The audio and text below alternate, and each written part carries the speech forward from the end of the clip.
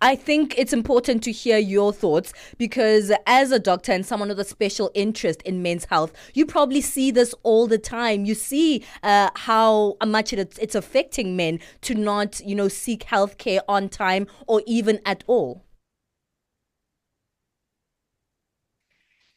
Good morning, and thanks for inviting us. And I would have loved to be in that background where Wandile is. It's a beautiful one.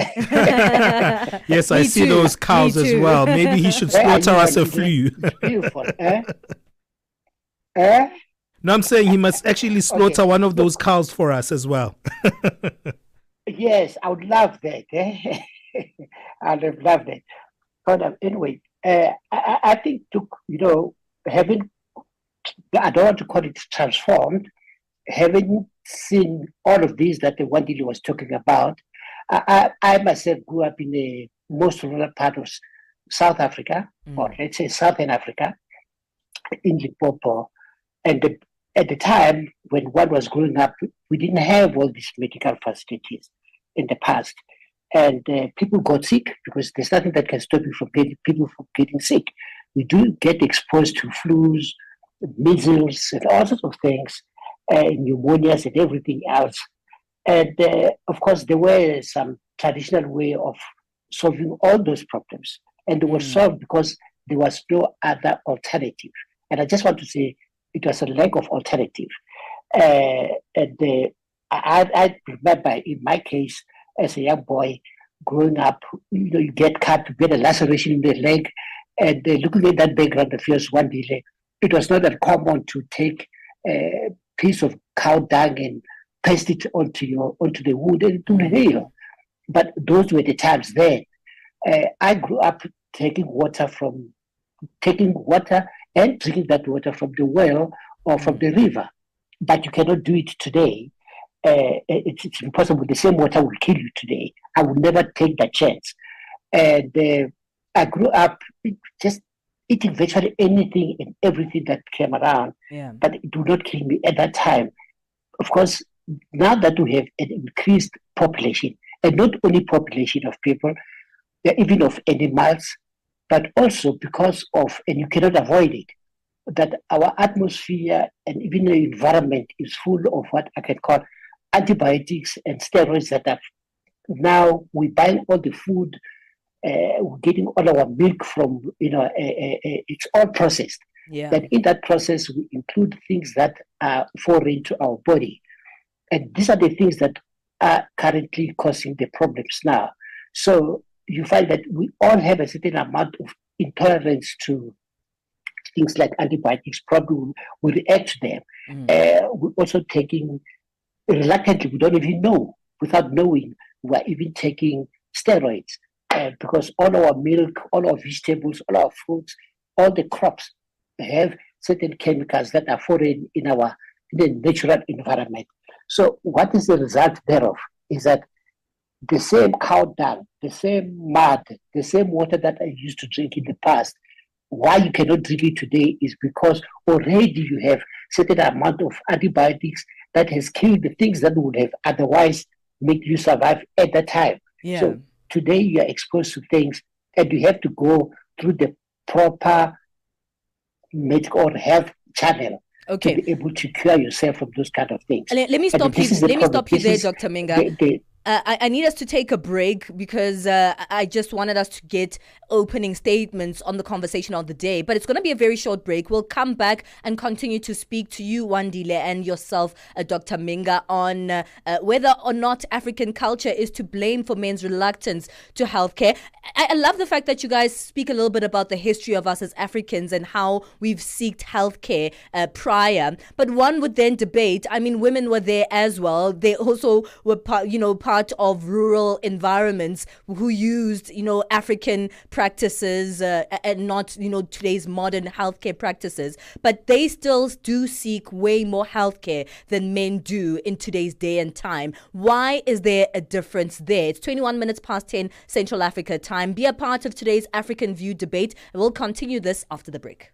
Vue d'Afrique avec Joël Mouteba. Cette peur d'un point de non-retour nucléaire suffit-elle selon vous à légitimer une telle offensive, Monsieur Talazi? Absolument pas du tout. Cela fait plus de 30 ans que l'Israël crie haut et fort sur les toits, où il veut se faire entendre que l'Iran serait à 1 an pour obtenir l'arme nucléaire. Parfois, l'Iran serait à 6 mois. Parfois, l'Iran serait à 2 semaines pour obtenir son arme nucléaire. Et curieusement, jusqu'à ce jour, il n'y a toujours aucune preuve que l'Iran a obtenu cette arme nucléaire. Les déclarations d'Israël et certaines puissances parfois. Vue d'Afrique. Du lundi au vendredi de 15h à 16h, temps universel. 9 to 12 midday, Central African Time. On the move with Palesa Tau and Benjamin Moshatama. Hey, it's time for our debate to feature the African view. It is questioning, is African culture to blame for men's reluctance to seek healthcare? Wandile Dladla joins us on the line. That is a men's mental and health advocate, life coach and traditional practitioner. Dr. Tiny Mhinga is a medical practitioner with a special interest in men's health. Both of them kind of complementing each other there in terms of how they started that particular debate. And I want to bring it back to you, Wandile, in terms of looking at the fact that, maybe the mainstream health industry does not reach out enough to men. Do you think it's that, or maybe it's the fact that the culture, even in itself, doesn't encourage for us to go to mainstream medical facilities? I think the mainstream medical facilities does not cater to the man, and I'll explain to you why. A lot of women discuss ailments that they have in what we call our society and stock fairs and so forth. So they get to a space where they are able to discuss that. I'm seeing Dr. Tiny here, and I'm seeing Dr. Mandla there, because of these two different things. But there's a Dr. Wandile who's seeing me for both. So I don't have to see them. So these things are easily discussed amongst women.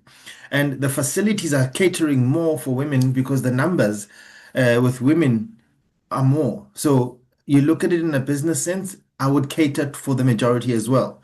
And majority of men, first and foremost, are struggling with mental health issues.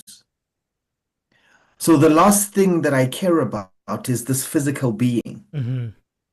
So men are struggling internally to internalize the thoughts and the happenings of their manhood. So men are struggling to identify themselves. So therefore, men are struggling to identify the need to nurture the physical structure in which the turmoil is sitting in. So irregardless of how much healthcare professionals and facilities that you bring about, until we deal with the African man's mental health, his physical health will always be in the backseat. Yeah, that's so true, because what Dr. What Wandile is saying is very powerful. Dr. Tani, let me take it to you. What's your take on that one? Because most of the time, it's so true. Women have so many gathering spaces, and I think it's a cultural thing where naturally they will speak about health issues in different social and cultural environments. And men have that, but not that is focused on well-being. And maybe the culture is favorable towards women actually speaking more about healthcare in their circular environments.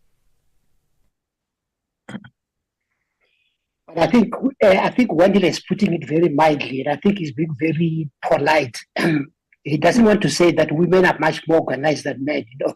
That's true. Issues very openly amongst themselves. The men are basically, can I borrow the word? We probably live to impress. I don't want to say liars, but the things that we talk about most of the time are of no real consequence. And every opportunity that women get, they talk about things that matter. amongst themselves. And I think they even do it in their households. And they get pushed around by probably their partners because you don't want to listen to, things that are of importance. So it's not surprising to us that women organize themselves much better in any village. I grew up in a village. I know so many organizations in that small village, 3 or 4. And in that village, I don't remember a single coherent men's organization. We join them, but they're in the forefront of organizing things. So yes, when they have problems, they talk amongst each other, they advise one another much better, and probably we would wait until we go to what we call circumcision or initiation school. That's where things are being said, but they're not said directly and openly to us. I mean, I went there myself, and I just now recollect, it's more of a recollection of the things that I was told when I went to the mountain. But women are very organized, let's put it frankly and openly. And then that organization is very important. Yeah. So they talk amongst themselves, they advise one another, tell one another where help will come from. And these are the things that men are not talking about, unfortunately. But I'll give you the last example. Sure. As a practicing doctor for more than 30 years, and I've been practicing long before there was HIV. I went through HIV, seeing patients. If a woman comes to me with a problem and I suspect that she's HIV positive, when the results come out, and I said to her, "Madam, you are positive." The following day, she will call me and say, "I told my husband that I am positive." And the opposite is not true with men. You tell a man today, the husband, I'm talking about not just a casual a partner, but the husband, he comes here and you find that he is positive. It will take more than 6 months before he can reveal the same information to his life partner. So these are the things. We don't talk about, we'll hide things. We hide the fact that you are on treatment on very serious medical conditions. We rather share it with people who don't matter, but not with your partner. And this is the problem that we have. And these are some of the things that make men not to be open about the conditions that they go through. Okay, Wandile, let's wrap it up with you. What do you think is the way forward for us to actually find some form of complementary ways to deal with this? Because I think culture still can inform us, but I think also we have to modernize ourselves as men and do the right thing and just go to that clinic, just go to that hospital to just get a basic checkup. I think it's easier to invite men to Ishisanyama, where there'll be girls in short skirts and half the abdominal region is exposed. It's easier to do that. But I think that if we are going to take this to men, we are going to take it to where men are. So we need to make it so uncomfortable for you to come to Shisanyama because you know there'll be a medical practitioner there who's set up a stall and who's testing. Sure. Who's putting up an appointment for you. So the urge is for our governments and our medical practitioners to gather themselves and say, where do we start? Let's go set up where the people are. Because we've set up facilities and the people are not coming to the facility. Let's take the facility to the people. And I think that's where, impact will happen extensive testings in certain places. These mobile units, they need to be mobile. They need to really move. They need to start getting into our communities, actually moving.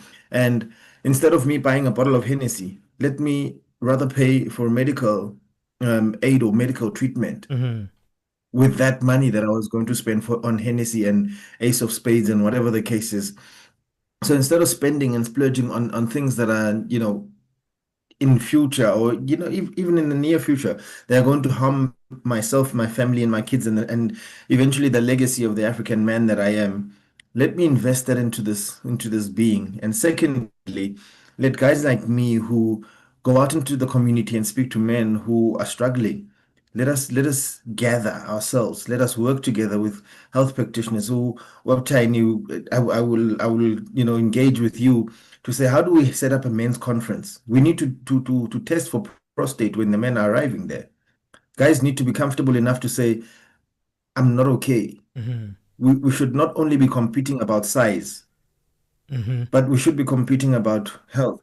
Absolutely. You know, okay, we have to leave it there, blood, unfortunately. how we have run many out know of their blood time, type? Wandile. Sorry to cut you off there, but I need to move on. Thank you so much, guys, for giving us your different nuanced views on this one. I feel like this debate was based on a more progressive conversation, looking at some of those things that are there in society and how we need to move things forward. Thank you to Wandile Dladla, men's mental and health advocate, life coach, and traditional practitioner. Thank you to Dr. Tiny Mhinga, medical practitioner with special interest in men's health. We really appreciate you both for giving us your time.